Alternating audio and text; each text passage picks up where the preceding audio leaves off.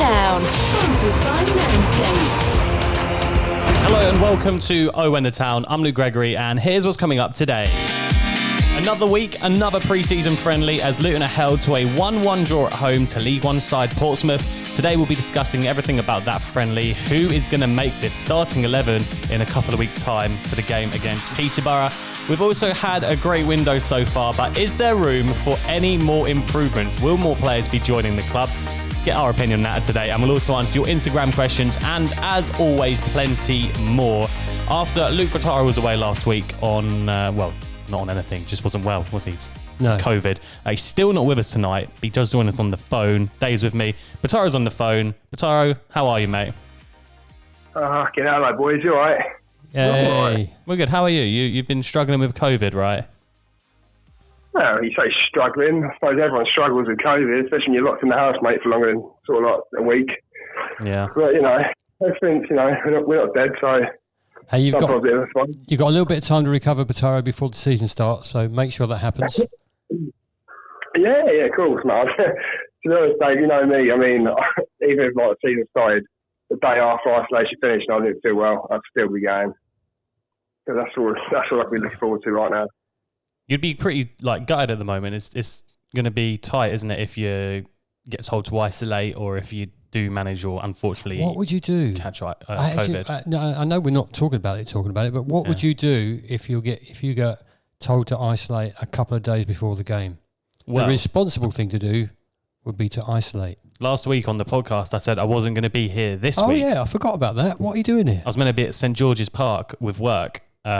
Unfortunately, I got an NHS app ping on Friday and we just couldn't risk it. So here I am at home missing a very fun week of work, unfortunately. But so it's all right for you to be next to me, though. Dodgy, mate. Come on. Well, just, we don't want to infect half the squad I work for before a certain first game of the season. But anyway, that's irrelevant to what we're talking about tonight. Luton 1, Portsmouth 1. Pre-season friendlies. We've got one more left before the opener against Peterborough. Some 3-word reviews from that game. Richard says, very good signs. JMO says, only a friendly. Lee says, Adebayo and Onyedinma. I'm going to have to learn to say this guy's name. Onyedinma. Onyedinma. Onyedinma. Oh, Jesus, mate. Go back to school. Hey, what's his first name? Fred. There Guys you go. call him Fred. Adebayo and Fred. Dave says room for improvement. Bobby says Kyoto over Brie? ? Jam says Campbell is class. Tony, why Glen Ray? Ben says Fred masterclass. Let's talk about Fred on your dim. This is not funny. Yeah, It is funny. It's so good. It's so good. Can you say that? Let's talk about Fred on your. Can I just say to you, I'm not ever going to try and pronounce his name. I'm just going to call him Fred. Why can't I say it? It's not hard to say, is it? Fred Onyedinma. Onyedinma. There you go. Fred Onyedinma. Okay. There you go. Let's talk about Fred go. Onyedinma because he got a lot of plaudits at the weekend, and this guy does look like he potentially could be in that starting 11 for the Peterborough game. What are your thoughts? I would say new coach, new way of playing, new manager. He's bringing the best out of him. That's what I would say. I think I read More somewhere. freedom. Yeah, I think I said somewhere that maybe that Gareth Ainsworth weren't playing him in the right position or in the right place, in the right way, and maybe we've just cottoned onto that, and we're going to make him a better player. He did look very good. If you're going to play a football match by just in the Wickham style, for instance, there's not a lot of room for football there, is there? But at our club, and it's been, throughout the decades of watching them, that we've always been trying to be a footballing side. Maybe, we struggled at times, but we've always tried to play nice footy. And I think he's one of those players that are going to fit in very well with our setup. So I think it's management has done a good job there and bring the best out of the player. And Bottaro, it was a great ball from him, wasn't it, on your Dimna, and a lovely bit of skill on the edge of the box that brought along Adebayo's finish. And it's exciting, isn't it? Well, all the players we brought in, it's quite exciting. I think, I said it, obviously when we first bought, I didn't know too much about Onyedinma. I just said it there for you, just so you can copy it. Perfectly, mate. But no, he was one of the signings when we first brought in. I wasn't overly excited with, but obviously, I didn't really know too much about him, and obviously being at Wickham, like you said, he probably didn't play in the right system to suit him, but Unfortunately, I haven't seen him play yet live. I wasn't obviously there Saturday. But, I mean, it's the highlights that I did see, and obviously the goal. I mean, it was, a great little hold-up, waiting for the movement of Adebayo, and obviously slipped him in nicely. All right, yeah, a lot of people say it's only a pre-season friendly, but, it's positive signs. And when I did look at Twitter, I mean, I did see his name quite a lot. Yeah. And so, look, I mean, it's probably not a bad thing that he's being played more advanced now in our system. At times he will have to defend, but I'm sure, I'll say with all due respect to Wickham, but, sod them. But, no, I mean, look, he won't be playing that defensive role, I'm hoping, for Luton that he did at Wickham. So, look, he's obviously a player with a lot of athletic ability. So, look, let's just see how it goes. Let's not get too hyped about it. I mean, we do that occasionally. I mean, I'm prone to that myself. But, no, look, it's exciting times ahead. And the stats, obviously, like I say, only a friendly, but the stats. Well, you say only a friendly. You say only a friendly. You'd say the Hitchin games are only a friendly too. But this is a better class of opposition. They're trying to get themselves ready to assault their division. So it was only a friendly, but a better class of opposition, and he's proven to be a decent player. And what a finish it was by Adebayo as well. And this guy, I just think, is just going to keep getting better and better. He's had a full pre-season under his belt now as well. So hopefully he's going to go into this first game like really fit, really ready to go. And do you know what I liked about that goal on Saturday against Portsmouth was the way he was like clearly moved into an offside position, but managed to like get himself back onside. And then that nice little shift of the ball to get it onto his right foot to then put it past the keeper. I just thought was phenomenal from Adebayo. Oh, yeah. The touch was beautiful as well, wasn't it? Yeah, it was beautiful, mate. Yeah, if it was a proper full-on league game, you'd be talking about that as a magnificent goal. It just is because it's a friendly. It doesn't mean too much, but actually, it's showing you his intelligence, his control. And his finishing is great. Let's hope long may that continue. Dave said room for improvement as his 3-word review, and I guess you can look at Portsmouth's goal 2-3 minutes later. And say we can't. Last year we said so many times we need to cut out sloppy goals. If we stop conceding sloppy and stupid goals and made teams work for their goals, we would be higher up the division. And I think this year we really have to do that. Like if we want to progress and we want to maybe push playoffs, we can't be conceding goals like we did. And I guess you could say it's a pre-season friendly, so get it out of the way now. But we can't be conceding goals like that at the weekend. No, it was almost a bit of a hoof, wasn't it, when they were getting it through, and it was a gift. Where were the defenders? Where were the midfield? That sort of thing. You're right. We don't want to be making those mistakes in the full season, but so room for improvement, yes. But if you're going to make those mistakes, make them now before it counts. Burke's got to win that header, Batara, hasn't he? What's that? Sorry. Burke's got to win the header from that long ball upfield. Well, mate, to be honest, when the ball's in the air, I mean, you'd expect any defender who's over 6'3", 6'4" to win anything in the air, and he's a big boy, so yeah, 100% he has to. But look, like you say, getting the mistakes out of the way first. Obviously, I know we're talking about it like it is. Obviously, it is just any other game, but we can't. You know what I mean? We can't look at it too much. Maybe the players take their foot off the gas. Maybe, you know what I mean? I don't know, but. At the end of the day, like I said, overall 6'4", 6'5", whatever he is, he has to be winning the ball, and he has to be getting rid of that. It's like we said there, though. As long as he does that against Peterborough and then against West Brom and Stevenage in the games we've got coming up when the season starts, then all will be forgiven. Well, especially against the likes of West Brom, 100%. Yeah. You're not going to be. There's no mistake. Right? You can't make any kind of mistake against them. They're all punisher. They got quality. I think the other thing you got to think about with the new season is. Some teams will now know that we're here to stay, and they won't take, teams like Luton for granted. If you know what I'm trying to say. I still think you'll see a lot of that this year. Well, I think you'll get it from the fans. You'll get it from the fans, but Yeah. there'll be some people that will go, or some teams that will attend and go, do you know what? These are not going to be easy to walk past. That's what I would say. I'm really excited about the squad, yeah. Well, absolutely. At the same time, though, we still got to sit there and go, like, you know what I mean? If people go, teams like Luton, we've just got to take it on the chin and laugh at them. So we know we're better than that. Oh, I don't mind. I mean, fans are fickle, aren't they? If they don't beat us, then it'll be teams Little Luton rubbish. But, we know what we're like, so bollocks to them. That's it. And with Portsmouth's goal, I did notice a few people on Twitter having a little pop at Glenn Ray, basically saying like he clearly didn't follow his runner. The guy who scored the goal was left to just run free into that space. Are you surprised we haven't signed a new CDM or a new central defensive mid that can push Glenn Ray for a starting spot, or maybe even get into that first team? I'm not really surprised at all, if I'm honest. You know, obviously, like I said, I weren't there. I can't really have any sort of like reserved judgment about how Glenn Ray played or how he didn't play. But all I know is, obviously, I know it's a very split decision on him. But, you know, we've got, I think, you know, you could play Morel there, for example. Morel is a player that we keep forgetting about as well.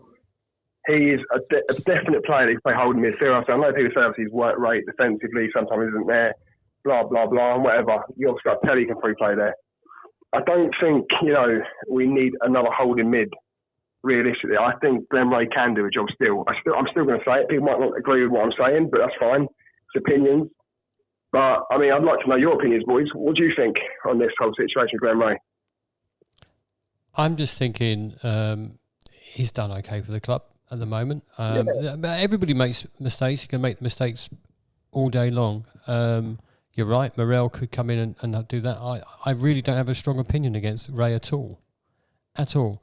You know, some players are consistent all the time. Maybe you want him to be a bit more consistent, maybe. I just think if you want to get someone better in than Glenn Ray, you're going to have to spend a bit of money. And I don't know if it's one of them things where if there was something out there that was better than, like Nathan Jones always says it, we'll only take someone if it improves the squad. Maybe there was no one out there in that central defensive mid that was going to improve the squad.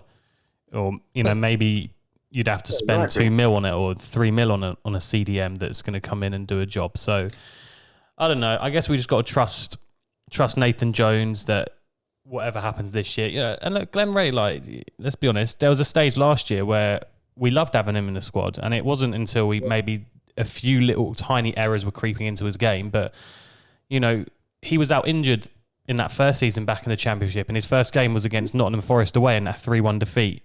And I remember thinking, wow, we've needed this in our team. Yeah. So, I don't know. I think, again, like you think, it's a fresh season for everyone. Let's not write anyone off yet. Let's get behind all the lads. They've had a pre-season in them, and let's just see how it goes. That's what I think. I think game one counts, doesn't it? Game one counts. If he plays in the first game, then you can judge him when it's for real. That's what I would say. I mean, he's like you say, he's not been bad for us. Yeah. Maybe just not as consistent as we want him to be.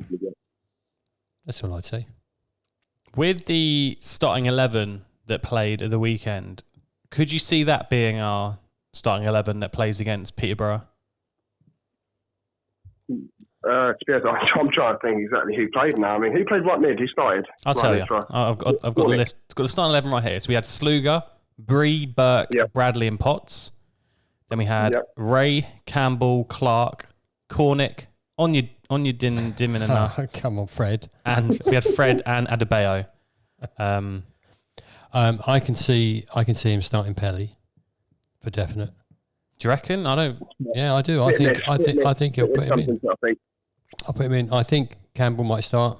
I can't see Pelly playing if he's just returned to the squad. Well, I can see him putting him in. I think Pelly has to fight for his place. If I'm honest, in my opinion, I think Pelly has to fight for his place. Yeah, I think he hasn't had a pre-season really. Obviously, I know they all haven't had much of a pre-season, but for me, Pelly hasn't had that, that extra bit of training. Obviously, I know he was away at national or whatever, but he's had an extra 2-3 weeks away. He's only just re-signed. I think, do you know what? I'm going to say it. I think he has to fight for his place. I don't think he just walks into that team anymore. Okay, well, that's a good point. I would say 100% Clark starts. 100% Clark has to start. Yeah. He's phenomenal, really, let's face it. We always rave about Clark. We all know what he's about. He can play number 10 as well. He's pretty good on number 10. Yeah. Well, you look at coming in. You look at the players that are not in the starting 11 from Saturday. You've got the likes of Cal Naismith, Tom Lockyer, Mendes Gomez. You've got Musqui. Please tell me that's how you pronounce his name. Is it Musqui? Musqui, yeah. Musqui. I'm going to refer you to an old cartoon. Can I just call him Admiral? Just call him the Admiral, there we go. Call him the boss. Call him the boss. All right, I don't know what that means. But well, the Admiral is the boss of the Navy, isn't it? Oh, okay, yeah. Yeah. I'll call him car insurance.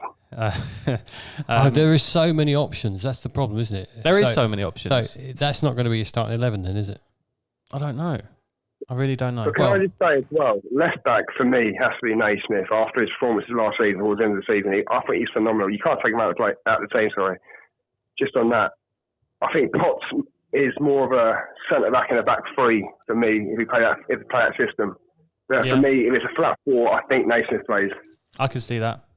One of the 3-word reviews from Bobby said, Kioso over Bree, ? What do you guys think on that? Because I know we spoke about this briefly last week. Bree's come out in the press in the week and basically said he feels like he's going to be a different player this year. Last year he couldn't get going because he had a few little injuries. So he's thinking maybe this year he's going to be a bit of a I don't know, better all-round player at right back. But it's a tricky one. Who are you going to play at right back? Well, for me, it's got to be Kioso, more athleticism in the squad. Bree, for me, strikes me as the kind of player that can't be trusted defending. Because I think we did it last season when Jordan Clark played right back, and when Bree came on, he played sort of like right wing sort of position, and then it alternated between him and Clark. But if Clark is trusted more at right wing back than Bree, obviously I know it doesn't really matter sometimes, and obviously confidence sometimes the issue and fitness, but that to me screams out a massive sort of what's going on there defensively. Is he going to use Bree as an out-and-out right back? For me, I don't think so. Yeah. I'm thinking put Kioso in and just see how it goes. I think it could be one of them things that he's going to learn game by game playing in the Championship, and I just think we'll just get better and better and better. But he needs that kind of that break to get in and cement that spot. That's a pretty good summary, really. Give him that experience. He's had experience in the lower leagues. He's performed well in the lower leagues. So, yeah, give him a chance because there's always the backup that you can take him out of the team. Yeah, so but I don't even think it's a risk playing someone like Kioso. I don't think you can look at that and go, oh, well, it's too risky because he's clearly a talented player. I'm not saying it's risky, but you just, like you say, you need to give him that chance. If you don't give him that chance, you're never going to know, are you? That's the thing. He can do it in the lower leagues. He's done it well in the lower leagues. So why can't he just step up? We've said this before about any player. Yeah. This is another thing as well. Is why he got given the chance against Man United in the cup, and let's face it, he was absolutely fantastic. When he was phenomenal. Yeah, true. Yeah, true. He got man of the match or whatever. But this is what I mean. You can't. Obviously, we can sit there and go, oh, yeah, is he going to do it? Is he not? Blah, blah, blah, whatever. What's going to happen? But look, we'll never know because we've never really given him the chance. But like you say, we've seen it in the lower leagues. But we've also seen it in the one game that I remember him starting was against Man United in the Cup. Yeah. And he also done it there against some real talented players. I'm not saying it was their first team, but still a team that compete in the Premier League. So look, why not? Give the boy a chance. He needs the chance. And for people... you don't prove yourself. Yeah, exactly. And for people who will sit there and go, well, he's never played a championship game and he was at Bolton and Northampton, I think you just got to look at who we've just signed Mendes Gomez from, who we signed Adebayo from, and people are buzzing about Carlos, and people were buzzing about Adebayo and even more so now. So I think it's one of them things where give him a chance, give him a little run in the team, and let's see what happens. Yeah. Exactly that. You can't prove nothing without a chance. No. So I think he'll take. I 100% think he'll take the chance, and 100% we'll be saying about him, what a great start, what a great player he is. I think that's what's going to happen. Shall we say, producer Jacob, make a timestamp of this moment in the podcast and go back and clip it if Kioso has a worldy season and post it in a year's time? Yeah, do that because it makes me sound really good. And if he has a terrible season, still clip it and then just say these guys clearly do not know what they're talking about. Thank you. Some more news then, if we move on from the Portsmouth game. Producer Jacob's on the running order today. He's got general news / transfer rumours. Always love a good transfer rumour, don't we? Yeah. New contract for Harry Eisted today. I saw mixed reactions to this on social media. Hang on, what? Sorry, did he get given a new contract? Yeah, have you not been on socials today, mate? Oh, Jesus, no, mate, no. No. So yeah, There you Harry go. Isted got a new contract today. Brilliant. I'm happy with him. Yeah, a lot of Luton fans were happy. I did see a few comments from people saying, why are Luton fans getting excited about Harry Isted? He's never played a professional game before or for the club in a league. But I don't know. I kind of don't hate the idea of Isted's playing. He's clearly a talented keeper. Oh, yeah, I mean, third choice as well. I mean, let's face it. I mean, I think we've all seen him play a little bit, even if it's like, for the reserves or whatever else, or whatever you want to call it. But no, I mean, look, I like the kid. I've seen him play before a couple of times. I like the kid. But look, obviously, yeah, he's not going to break into our first team, no doubt. But it's always good to have some good cover in it. And also, why not give the guy an opportunity? Why not? Exactly. If he's with us, he develops more. He might move on. He might become the keeper that we want. You never know. Well, exactly, and that's why I don't see it as why is it an issue? A problem at all. Because it's like if he goes, you then just go and sign another young keeper who's ideally not going to be first choice, or you go out and sign an old keeper who you look at and think, well, we've only got him for a couple of years, and is he better than what we've got? So I think it can't go wrong with Harry Isted. He's either going to really improve and push Shea for number 2 and potentially Sluga for number 1, or he's going to leave. Yeah, exactly that. Yeah, so good luck to him. Well done for him. No, I'll be honest. I see a few things like that on Twitter saying give Harry Isted a new contract. I was all for that because I just couldn't think of a third choice keeper. I don't think let's face it, none of us really know much about third choice keepers, but if you've seen this kid play, you know he's a half decent. He's solid. Didn't he make his debut against MK Dons in the JPT one year? I think we beat him 3-0. And he played, and he was really, really good that day. Or 3-1, I think it was. But he was really good and pulled off some worldie saves. Ah, right. See, I can't remember. I've drunk about 1,000 pints since then. But yeah, listen, he's a young player. He's looking to develop. He's looking to get, that professional contact. Why not stay here? Why not get better? For his own development, it's a good decision. And for us, third choice keeper that could become a second choice keeper. Why not? So we got one more pre-season game before Peterborough, Brighton at home on Saturday. The game's been played for 2 hours on Saturday. I'm not going. What's that? Sorry. The Brighton Friendly at the weekend's been played for 120 minutes. It's going to have 4 quarters. So it's going to be a lot of waiting around. I could see in your mind there you're trying to work out how many you were 4 quarters, 2 hours. I could see you working it out. What do you mean? I wasn't working out. I was trying to think of. I went to, was it Basingstoke v Luton one year, and it was 4 quarters, and it was hot. The thing is, the day started off really hot, so I was in shorts and a t-shirt, and it got to like 9 o'clock at night. It was getting dark, and we still had like 1 more quarter left, and I was like, I really just want to kind of go home. Mate, you know Basingstoke's got nice white sand that turns to like absolute ice. No, evidently not, mate.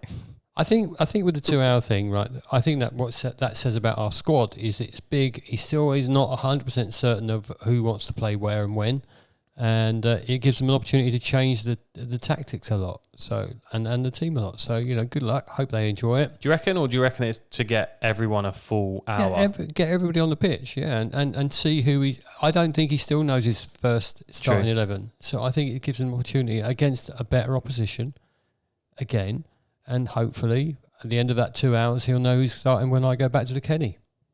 Yeah, exactly. And all I can say is I know for a fact that Campbell is going to play. He's going to start. Well, I hope you're right, because everybody's excited about Campbell. Everybody's very excited about him. Yeah, I did see people raving about him the other day as well on social media, which is quite nice to see. Yeah. Look, I think we're all excited because, firstly, post-COVID, we're all going back to watch, but we feel that we've got a strong squad. And the fact that we're sitting here going, who's going to start? How are we going to get these? And the list of players, you Luke, that you said earlier that didn't play on Saturday. Yeah. And you go, oh, God, I forgot about all those. Exactly. So it's a really tough decision, but whatever it is, it's going to be great fun. Well, let's get into some Instagram questions for today. I think we've covered most of them. Leo says, do you think Nathan knows his best 11? I think we've all agreed no. On that. I I really do like this one from Dan. He says, would you rather Watford get relegated and Luton scrape survival, or Luton get promoted and Watford get into Europe? I think that's pretty easy, that one, isn't it? I don't think I'm not answering those kind of questions. I never do. I'm never going to answer that either. Well, I'm going to answer it. There's no way I want Watford to go to Europe, so they can piss off. We'll have Luton scrape survival and Watford relegation. Yeah, definitely. And we'll get promoted the following season. There was no caveat on that. So the following season we go up a stronger team and we stay in the Premier League and we spank Watford twice. You're saying if Luton got the chance to get promoted to the Premier League this season, you'd say no? No, of course I wouldn't. But this is a bloody would you rather question. It's a would you rather question, right? No, absolutely not. You just said yes. You said you'd rather. So okay, so Watford then go into Europe and then they win it. Who cares? They won't win it. Who cares what Watford do? Let's focus on ourselves, and in 5 years we'll be in Europe. I like what you're saying there, Luke. In all fairness, let's focus on ourselves. But I'll be honest, boys. Hang on, I cannot even get involved in this conversation. I'm not even investing myself in this conversation. Dan, you're warped. That's what I'm going to say, Dan. It's a warped question. You should have asked it differently. So can you rephrase it so that I win that argument? Thanks very much. Look, all I'm saying is, who cares what Watford do? Me. Yeah, no fairness. I kind of care what they do. I can't stand that team. I don't want them doing now. I've had too much crap from Watford supporters that I know. Dave, you just haven't batted them enough. Oh, man, I'll tell you. If it was the Champions League, I might consider the other option. But if it was like the Europa Conference League... Oh, well, then that doesn't mean anything. Then they can go play Aladdin away. See, this is what I meant. You needed to be a bit more particular with that question. Yeah. If they got Champions League, they can piss off because you would never hear the last of it. They can go to Narnia on a Friday night and play... Yeah. Some snowy team or something. I don't think anyone will care. Yeah, okay. So now you've clarified it. I'll take promotion and them in the stupid league. Cool. And they get knocked out by somebody in Ireland. All right then. Nick says, what's the worst bit of stadium food you've ever had? Well, I wouldn't say it's the worst bit of stadium food, but I can tell you a story that one year we went to Charlton away and everybody went and bought the meat pies. And I said they were extremely hot. And two people decided that they wouldn't believe me. And they bit into them and they blistered their mouths because they were so hot. Normally I stay clear of away food. I was at Arsenal one year and I did decide to have a burger. And I regretted it instantly when I got home. Brilliant. I wasn't say too much information, but with the sponsorship of today's podcast, I'm unsure TMI is a thing we should be worried about anymore. For me, I think Forest Green away, the first time we went there in the conference days. Yeah. And like you heard about all their vegan stuff. Was it vegan, vegetarian? Yeah, vegan, isn't it? Vegan, yeah. And it's like, I think one of my mates ordered a burger. And it wasn't real. I don't know what we were expecting, but like, I think we were expecting a proper burger, even though we knew it was vegan, and it tasted awful. It was awful. I had fish and chips. What, at Forest Green? Yeah, fish and chips. Wasn't real fish though, was it? It was fish. Of course, it was real fish. How can it be real fish? It was real fish. You can't eat fish if you're vegan, can you? I'm not a vegan, so it doesn't matter. True. Oh, I don't know. Taro, any worse foods for you, mate? Well, look, boys, you know me, I don't really eat food at football. I'm more of a beer man at half time rather than the pie. But where's the worst beer you've had then? The worst? Fucking hell, there's been a few of them.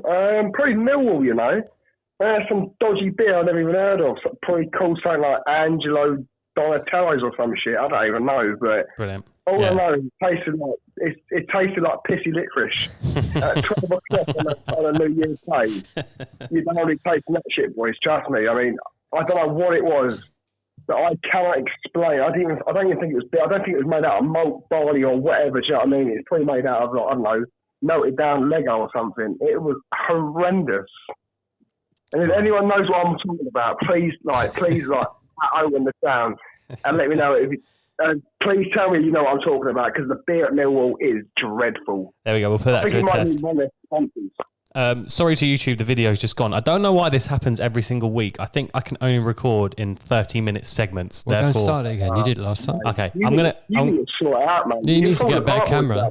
I'm going to restart the video, and whilst I do that, we'll leave you with this message from today, and our sponsors. Well, today's podcast is brought to you by Manscaped, who is the best in men's below-the-waist grooming, champions of the world. Manscaped offers precision engineered tools for your family jewels. They've just launched their 4th generation trimmer, the Lawnmower 4.0, all across Europe. Yeah, you heard that right, the 4.0. You can join over 2 million men worldwide who trust Manscaped with this exclusive offer for you. 20% off and free worldwide shipping with the code OWhenTheTown at the checkout of manscaped.com. Bataro, you've shaved your balls before, mate. You nearly cut yourself, ain't you? That's very rude, but yeah. No, you're right though, man. I mean, you've probably watched me a few times. So thanks so much to Manscaped. They did send us the Lawnmower 4.0. I've got it right here. This thing is actually really, really good. It's got a nice little LED light, which means you can see. You can even hear it. Oh God. But yeah, really, really good this. And you know what, right? There has been a few times, I'm not going to lie, where I've done it in the past. And when you catch yourself, it's sore. It's not fun. And it makes you nervous when you do it. But this takes away all them nerves. I know it sounds like you're making up, but it actually takes away all them nerves. Greg, can I just say, mate, it's a good job it's got a little LED light as well. Because you don't need much power for your little side, do you know what I mean? Brilliant. Anyway, this upgraded trimmer includes a multi-function on-off switch that can gauge a travel lock. It also gives you the ability to turn the 4000K LED spotlight on and off when needed for a more precise shave, like that. There you go. The Lawnmower 4.0 even allows you to customize your trim for additional guide lengths with sizes 1 to 4. It also has a lovely new wireless charging system that uses electromagnetic induction, which can help battery length last longer. It's waterproof as well. It's literally everything you want. It's really easy to use. It's simple. It glides. It doesn't cut you, and honestly makes you a lot more confident. Dave, you're not saying a lot, mate. I know it's weird talking about this with your dad, but it's weird, isn't it? Yeah, it's a little bit too much information, but I do have my own one, so I'll give it a go later. Okay, that's too much information. Way too much information. Well, either way, it's it's really good. I think my girlfriend Amber agrees as well. So, what? Well, you can go and get 20% off and free shipping at manscaped.com by using the code OWhenTheTown. Unlock your confidence and always use the right tools for the job with Manscaped. Your balls will thank you. Thank you. Thank you to Manscaped again for sponsoring us for 1 month. It's quite exciting. Yeah. And basically 10%, 20%. 20%. Get it 20% off. Manscaped.com using the code OWhenTheTown. And good fun. Go check it out. Honestly, I'm not even I know we recorded the ad earlier in the day. Yeah. But I'm wearing their boxer shorts now, and I know last week I did the shirt and the boxers. Yeah, but you didn't show anybody your boxers last week. They're really comfortable. YouTube, look, you can see them now. Yeah, not a very good view though. A few more Instagram questions then before we leave you for today. Mark says, who will get the most assists this season? What we guys thinking? Ooh. Oh, that's a toughie, isn't it? Ooh. Yeah, I know. A few of them. I don't even know where to start with that question. I think, Henry Lansbury. It's difficult. I don't think he's going to play a lot. No, maybe Jordan Clark. Cornick again. Clark. Mendes Gomez. Can't you not put that out as a question? Because it's so hard to know. Until you know the starting 11, you don't know, do you? The one that you think he's going to start every week, then you can make that decision. I like this one from... Luke Berry. There you go. Who? Luke Berry. Luke Berry. Okay. He's going to play. Oh, there you go. You never know. You never know. Ooh. Jam says, with 30 players on the books, who should we get rid of? I think there's a few fairly obvious ones, isn't there? Go for it, Bataro. Elliot Lee. Danny I Hill. can't see him having a future in England. Well, I think Danny's done, isn't he? I think they're just looking for a new club for him. We said this last week, didn't we? Or the week before. He's done his time. Thank you very much, but I can't see him getting in the team. I think you probably said the same about Elliot Lee as well. I don't know if you think who should we get rid of? I think it's just come to a stage where we've outgrown these players and they've done so much for us. We can be so thankful. But like we said, it's time to rest our sentimentalness. Yeah, it's natural. It's natural progression, though, isn't it? Yeah. You get to a point where you go, "Thank you, you've done really well. it's time to say goodbye. Goodbye. And we've done that in the past. We've lost some players from this squad, and you've got to move on. That's it. Tom says it's a bit late, but what did you think of Graham Jones coaching England? Oh, mate, Graham Jones part of the army. It is a bit late. I think. How much influence did he really have? I don't know. Well, it's impossible to tell, isn't it? Yeah, like, at the end of the day, I know we all memed it on Twitter and we all had a bit of banter and some fans took it seriously. But look, it was all a bit of fun, bantering on social media. You can't blame him for taking that opportunity. He's done well at, is it Newcastle he's at now? He's done well there. He's done well with them. And, he obviously brought something to the game. Well, we got to a Euro final. If he had any influence on coaching the team, then fair play, they're getting us to the Euro final. Did he? I mean, I don't know. Well, in all fairness, Graham Jones, like, I think we just need to leave him alone a little bit. Just let him crack on with life, innit? Because I think us as Luton fans, or some Luton fans, like to get on his case a little bit. I mean, I have nothing against the bloke. No, I mean, all right, whatever he's going to do is done, and do you know what I mean? Just let the guy have it. Hey, listen, when he joined the club, everybody wanted him to succeed.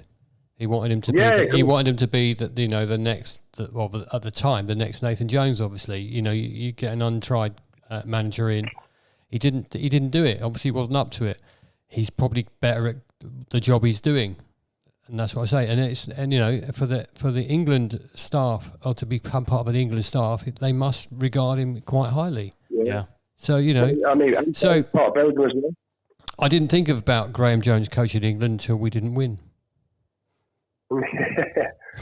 I didn't do you know what? Even then, I didn't think about it. If I'm fair, good luck to him.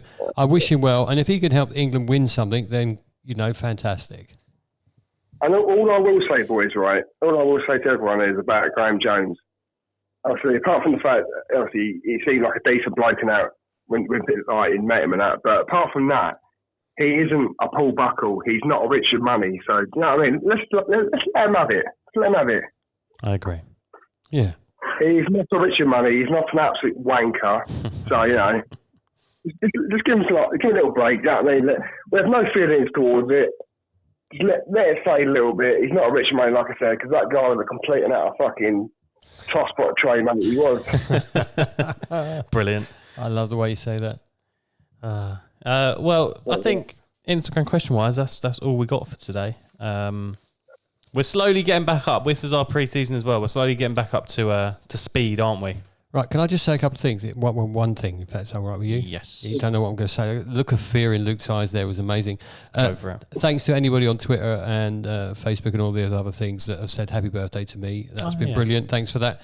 Is it 65 now, is it? Shut your face. And when's your birthday, Dave? When's your birthday? I didn't know your birthday. Thanks very much, mate. You didn't say nothing. Oh, well, that's all right. I mean, I've been sat in COVID for a week. I'm not dying. Don't worry about it. Right. Okay. And I've noticed that there is one individual whose name will not be mentioned, but he'll know who he is.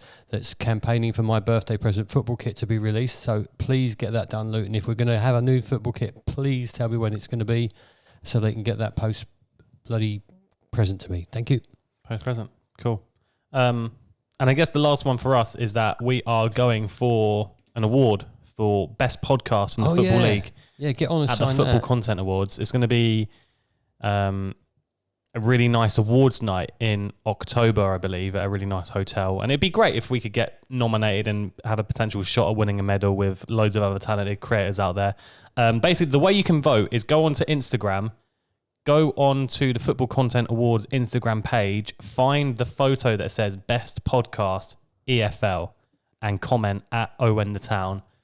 Or the other thing you can do is go onto Twitter and tweet the words. Oh, I'm going to get them up here.